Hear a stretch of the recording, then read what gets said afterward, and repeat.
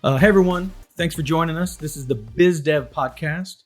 This is our podcast about business, development, startups. And pretty much whatever else we find interesting. Fair enough. I'm David Baxter. I'm the Chief Pixel at Big Pixel, a startup development agency. And I'm joined by, as always, by Gary Voigt. I am the head pixel crafter or creative director, Big Pixel Agency. Fair enough. So today I wanted to close the loop. So this is our third episode for anybody paying attention. We have, for some reason, brought up the Apple lawsuits in each and every one. And this is going to be the last time, probably for a long time. But I wanted to close the loop on that just real quick. So because they were listening to us. That's right. Every time we brought it up and then something happened. We brought up the next event. Something happened. And yeah, serendipity. Obviously, we are very powerful people. No.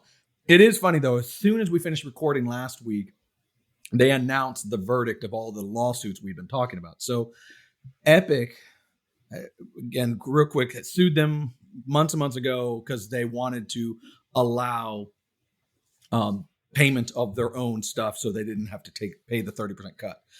In the end, Epic lost, just flat out. They lost, but they won 1 point, which probably for startups and businesses is the only point that actually matters.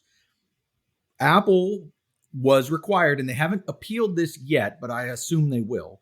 But within 2 months, they have to allow buttons, which we talked about last time, that in in Korea, they passed a law that said, hey, you have to allow a single link or button to your payment process. Yeah, thank you.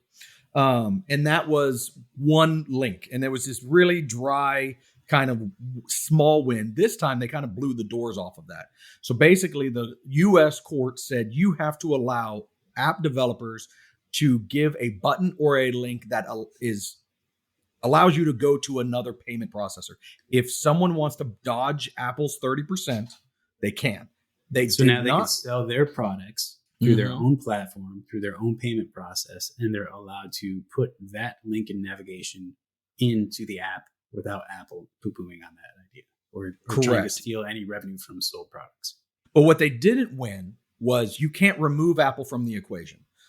The judge very clearly said Apple is not a monopoly for this, and you can't, and they deserve to make money off of it. So basically, you can't say no Apple button at all, but you can have another button that goes to yours. So you offer the thing that Apple makes their 30% on, and then you can, I'm sure Apple will have rules on how well you can promote that button or, push this one here and you save a 50% or whatever. They're not going to allow that, but they now allow two buttons. So that's a big deal. It's a win for smaller businesses and for developers that are selling products outside of the Apple ecosystem. But at the same time, like you said, Apple's able to hold on to that. I guess they built the platform, and it is the most popular app platform out there. So, yeah, I understand that. Well, it's not a monopoly. They still deserve to get some of that revenue. It's going to be interesting to see if it's like a 50-50 when it comes to the visual of how these buttons, if they have to be side by side, or there's going to be all of that is still to be visual and some design specs that they're going to have to follow. Just like any of Apple's UI stuff, their human interface design is going to have definite requirements. My guess is they're going to say, hey, you can have a button here, but it can't be bigger than ours. You can't hide our button, and you can't put promotional text around your button to encourage people to click your button, right? They have to put on equal terms, or Apple gets the bigger one. They're fine with that too. No one would ever do that. But big Apple button and a tiny little text next to it saying, or on our website. I mean, they could say something like the Apple button must be 2 times the size of the regular. They absolutely could do that. I wouldn't put that past Apple. Well, I mean, Apple is always pretty good when it comes to the aesthetic. So they're probably going to want it to look a certain way. So they'll probably provide a 2-button file. Like, so you have to use this, whether it's going to stack, vertically, or if it's going to be side by side horizontally. And then just one of the buttons, you would just have to plug in your link. They'll probably be the same. You won't be able to custom design your button, probably. Yeah, you'll have to follow their certain guidelines. Just like if you were going to put anything up on their Apple store, you have to use their button as a way to promote it on their store. So I'm going to change subjects here real quick. There was big news today about Canva, recently about Canva, which, they're the 5th most powerful startup right now. Am I getting that right? Yeah. If you want to call it big news, that's okay. It's kind of funny from a designer's standpoint. It's a little ironic, but I can understand why. Yeah, apparently the design platform, it was launched in 2013 and it started out as just go to this website. You could change the text in a picture in this little flyer, and there you go. Just kind of a quick make it on your own type deal. And they've grown from there with their offerings as far as templated design. Basically, it's for anybody who doesn't have a lot of design skill or doesn't have the bandwidth to hire a designer to make stuff. I'm pretty sure it started with like birthday party invitations and things like that, but they've grown it into where now you can create presentations, video bumpers, social media posts, posters, logos, flyers, all kinds of quote unquote creative digital art. And they have a huge number of memberships. So you as a designer are not a big fan of Canva. Is that safe to say? That is extremely safe to say. When it comes to creating design from a designer's perspective with a different tool, you want as much control and freedom as possible, because you already have the idea in your head that you need to get out there and you want to do it. Canva is something that kind of has like, hey, here's a bunch of other people's ideas. Go ahead and change the text, the colors, photos, and then make it your own, which, in some cases it works. Yeah, there's a place for that, right? To me, this is the Squarespace Wix of social media design, right? Like people come to us when we are built and they say, hey, I need a website, right? They're a brand new company. I'm just getting my foot out the door, stuck in the door, something like that. They don't have much budget, and they come to us and they say, hey, I need a website. And I'm like, let's talk about it. And then they find out our pricing. We're not for noobs typically. And they're like, hey, well, I can't afford that. That's fair. And I'll say, hey, go to Squarespace. They have a great product. Go to them. You can get up and running for pretty cheap. You can hire a designer who can make that look even better than what you could do. Save yourself a lot of money. I have no problem doing that and I don't find that as a threat. People ask if I find those things to be a threat to our business. Absolutely not. But to me, Canva, I don't think an agency like us or ourselves, with what we do and how we do create custom, not just design, but like the whole strategy is kind of wrapped around what the client's end goal is and to help their business. So you can't just use cookie cutter stuff for, a beginning to end strategic solution to help them.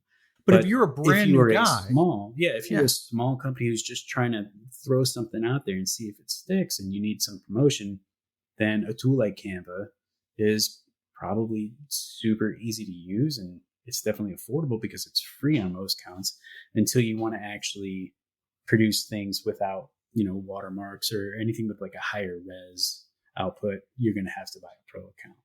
But, well, I think from a startup perspective, I think Canva has a place. I think eventually you're going to grow, and hopefully you'll grow as a startup. You will grow and be able to have your own marketing team who would never use Canva. But in between, and the other big market, of course, is like schools and stuff. My kids use it. They love it.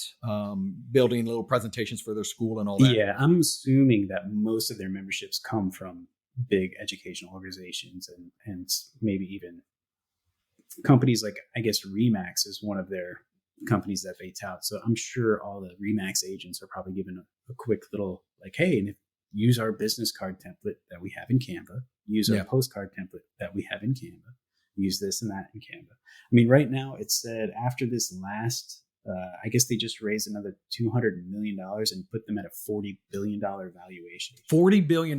It's an Australian company, and now it's the 5th most valuable private startup in the world. I mean, you're talking $40 billion. I mean, there's some really big companies that aren't $40 billion. It has over 60 million monthly active users over 190 countries. Companies like Salesforce, Marriott, and PayPal use them in their enterprise plan. So I can understand now PayPal. If you have a business account on PayPal, you're taking payments, making payments, for a small business. And then they're like, oh, hey, by the way, if you want your invoices to be branded with your logo, use this. And it's probably a plugin with Canva. So that's probably how they're getting all these extra memberships or whatever. Just plug it into other. So you're saying Canva, I say that wrong every time. Canva Well, it's supposed to be Canva. That's the whole namesake. That's the whole, yes, they're playing on the words so they can market it. I get it. They're worth $40 billion. Now, Ford Motor Company is worth $48 billion. I mean, that to me, that tells you how silly the tech company valuations are. Because this is Ford, who has hundreds of factories all over the world. They make thousands, if not millions of cars. Okay. Yeah. So let's say newspapers or companies that make ads for Ford vehicles, like if it's a used car lot that has to use Ford's branded, advertising or flyers in their sales, if they're all creating those ads in Canva. So then since Canva is the bigger company than Ford, they could strong arm. I mean, eBay is worth $44 billion. That's Dollar insane. Tree is worth $27 billion. I mean, it's just so crazy to me that a company that's been around just a few years is, according to somebody, worth more than Dollar Tree, which has 1,100 stores or something around everyone has a Dollar Tree. Right now, they only have a staff of like 2,000 people. So I'm sure the valuation comes for how little they're spending on their operations and how many, memberships just keep funneling money into their system. And its potential, right? That's what I've always heard when it comes to. Yeah, they're supposed to be expanding their quote unquote pro membership services. So, yeah. But again, as a design snob, if you want to call me that, I will totally call you a design snob. You've earned that. Yeah, from my end, I've seen plenty of limits. Anything that's going to be custom and professional. When you're at that point, you're going to hire a professional. I mean, you can hire right now designers on Fiverr that are going to use Canva specifically for you. Well, I think it has a place. I just think at some point you're going to outgrow it. Yeah, smaller companies, new startups definitely can use this.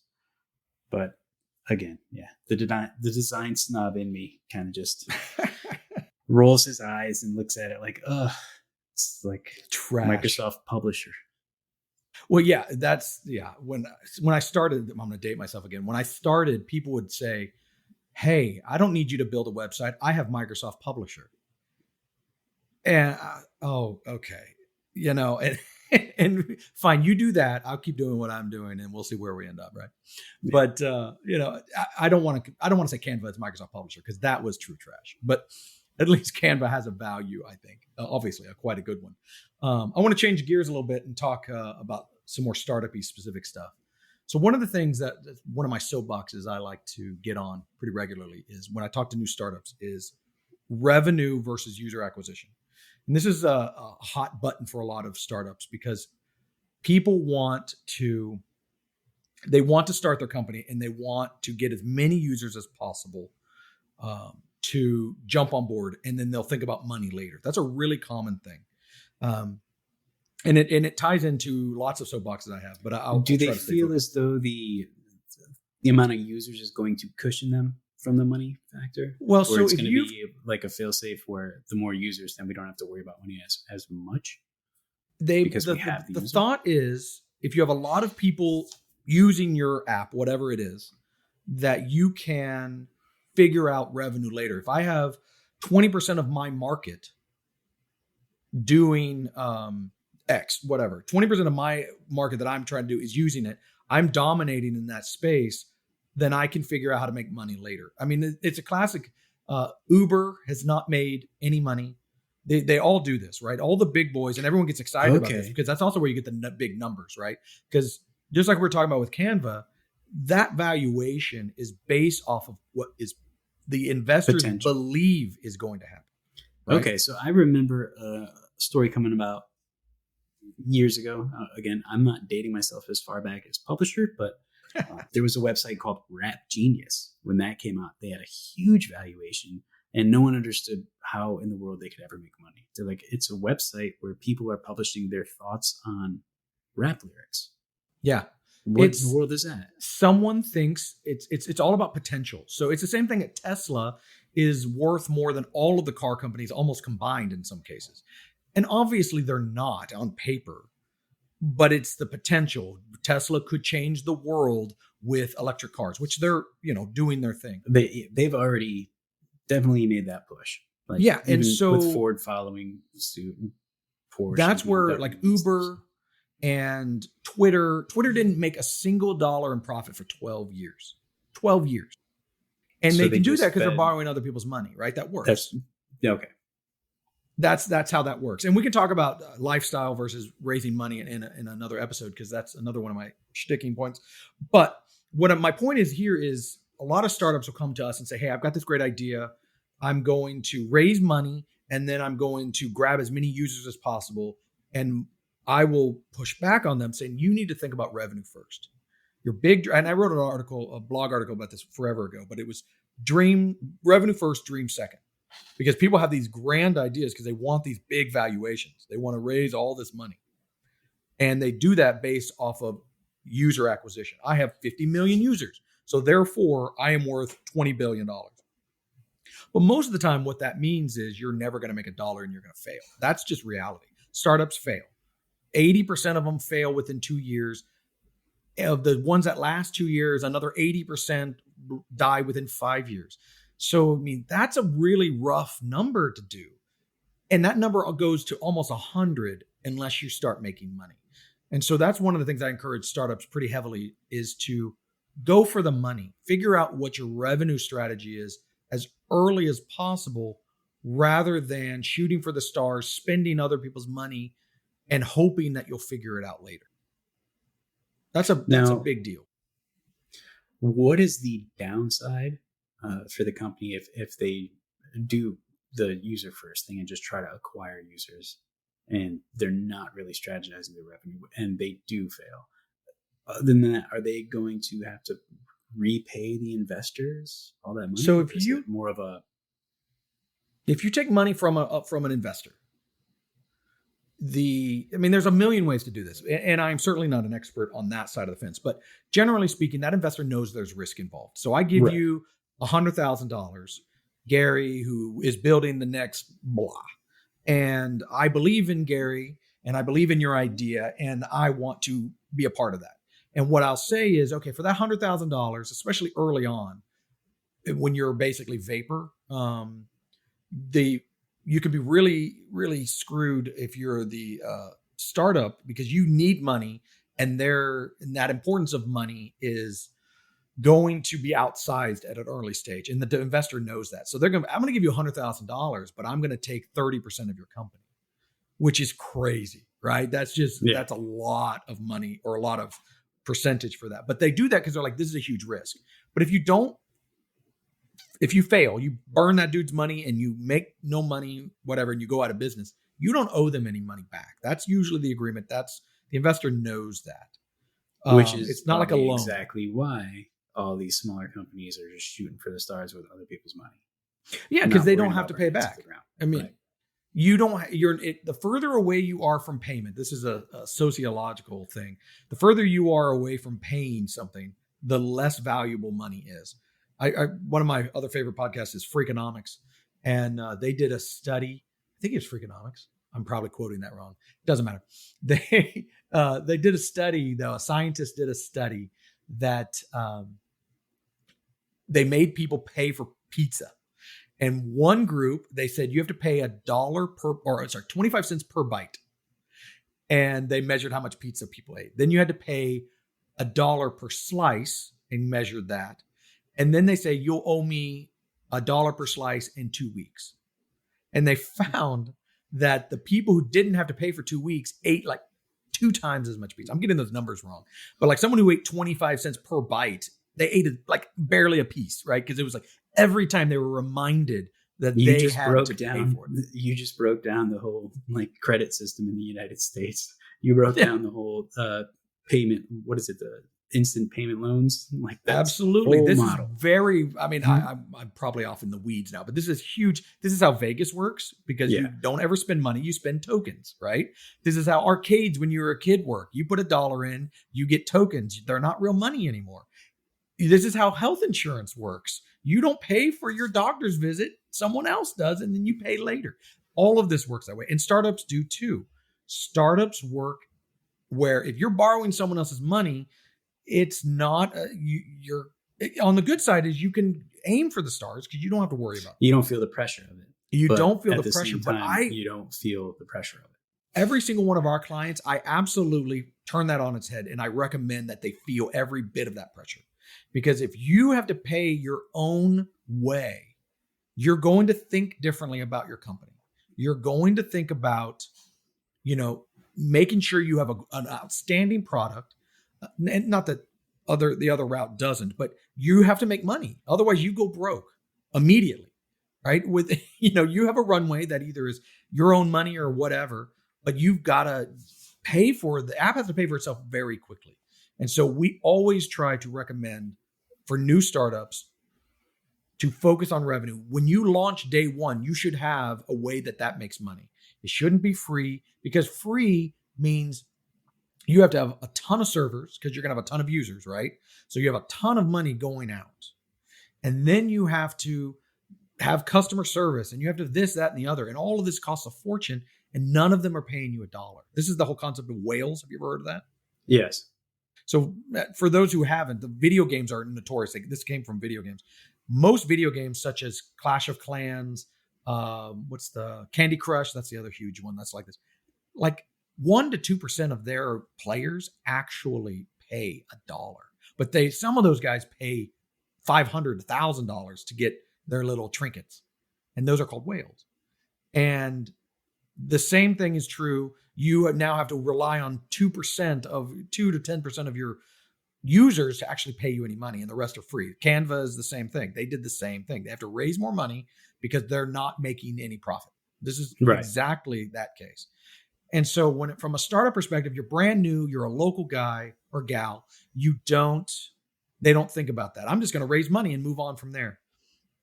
I would recommend the absolute opposite way. You need to, if you want to be successful, you need to raise your own money, right? You can borrow other people's money. I'm not saying don't get investors. We could talk about that more later, but you just want to stay away from the trendy model now of like, oh, hey, tech startup, let's get angel investors. And let's I mean, if you are, unless you're BizStone, biggest thing in the world, or someone with a name, right? A big name, you're part of something. Y Combinator is a great thing where money will just come in, right? Because you're associated with X or you've done this 5 times or whatever. That's not most people. And most startups are just regular people. One of the things I always am amazed at by doing this, everyone thinks of startups as these kids in a garage. They're 22 years old. They're living on ramen. And that's who startup entrepreneurs are. I will tell you from experience with working with dozens of startups, most of them are like 40. Most of them have a career that is supporting these dreams. They're not who you think they are. And I want to encourage people who are older, like me, to follow those dreams because you haven't missed that opportunity, right? You're not living in your mom's basement. You have kids and a mortgage. You think, oh, I have to have a job. Of course you have to have a job. But that doesn't mean you can't follow a dream and do something on the side and do something really awesome and build something and then make that revenue. I know I'm off in the weeds again, but but this is a very good point. And like you said, a lot of the people that work with us are the older, investing in themselves for their dream type startup. And going about that with the strategy that you provide with the revenue first model is definitely going to put them in a place where they're going to have a better chance at the success than just shooting in the dark. Yeah, with other people's money. And I think it changes your calculus on what success means. And you're also valuing their plan more than just your plan. Like it's not just your plan to just take their money, build them whatever they want, and then, walk out the door. It's funny. When we started Big Pixel, when I started Big Pixel, me and my wife, I should say we, but anyway, when you start any business, and this is true for every startup on the planet, you will do almost anything for your bill rate, right? I will wash your car if you will pay my bill rate because I need clients. As a freelancer, you go into the same thing. When I started freelancing, it was like, I don't want to undervalue myself, but I don't want to overvalue myself. So therefore, I'll put out this number per hour and then deliver at probably a rate worth a lot more per hour just to make stuff happen. And they think that people think that makes them more successful, and that's fine. But when we started Big Pixel, startups came to us and we would build anything they wanted.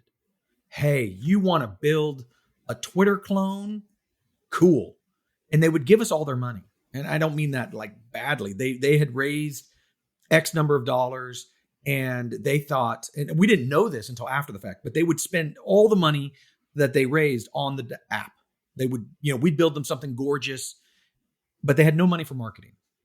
They had no wind in their sails anymore because they had spent it all on development and it died. And so we actually, my old project manager, Dion, hello, Dion, if you're ever hearing this, he asked me a really hard question. This was like 6 years ago.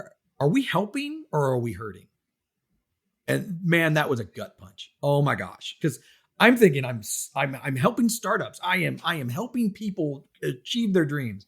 And he's like, that guy just died because he ran out of money and you didn't know enough to tell him otherwise. Just twist the knife, why don't you?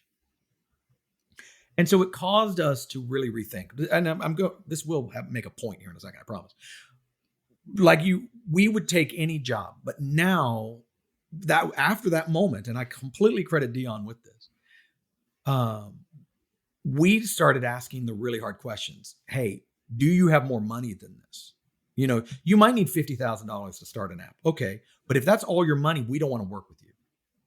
Because I don't want to be responsible for taking all your money and watching your dream die. And so we started saying no a lot. And what's funny is when we started saying no, that's when we started growing. It's really weird. Like that shouldn't happen, but it absolutely did. Yeah, it seems like you're investing in the people coming to you as much as they're investing in the product they want you to build. So when they see how you're holding them in a regard of respect, transparency, and actually trying to help their business, they're putting their trust in your hands with a little bit more confidence. And I think that is something through, especially referrals and word of mouth, is going to go a long, long way instead of just countless amounts of startups just throwing cash at you to build whatever they think is going to be successful. So, and I don't want to make that sound like this is some big ad for our agency. That's not the point. The true point of this is no matter what your startup is, you need to think about your industry as a whole. Who is your customer as a whole so that you can fill their bucket, using a term from the Container Store guys. My wife used to work at a Container Store. They had a big thing about filling each other's basket. And it's the same sort of thing. You should think about your customer and how you can benefit them well outside of your own product. But are you helping? I think that's just an amazing question to ask. Are you helping your customer or hurting them? And that could mean 100 different things in 100 different agencies, but I think it's worth asking that and making sure that you are providing a good value to each and every one of your customers and not just trying to get their money. And that's how you want to build a successful business. That's how you do it. You make your clients, whatever your client is, whether it's they're buying your book or they're buying your spatula that you invented or they're signing up for your tech startup, you are providing them value outside of just that one transaction. And so if I could encourage anybody to, when they're doing their startup, to think larger than their own, just their little corner of their niche, and you will see greater returns. All right, I'm off my soapbox. No, that was really good. You like my soapbox? All right, fair enough. I appreciate that. All right. Well, before we end, jump on something more fun. Since we're going to go 360 with this Apple thing, the new Apple products that they just launched. Yes. And I will say it is Friday, the morning of Friday, the 17th. And I've already bought my iPhone. For someone have no who shame. talks down about Apple as much as you might. I own all of their products, except I don't own Mac computers. I'm a Windows guy because I'm also a gamer, and you can't game on Macs, or at least not unless you want to play World of Warcraft. But yeah, so I bought the iPhone 13 Pro this morning in the bright blue color. I buy one every year because I'm a complete snot with no shame. But I'm very excited about it. I should get it next Friday, probably right after we record our next episode. But my daughter is actually the phones look great. They don't seem like a huge update from the 12. But I was really disappointed in not seeing a new MacBook Pro.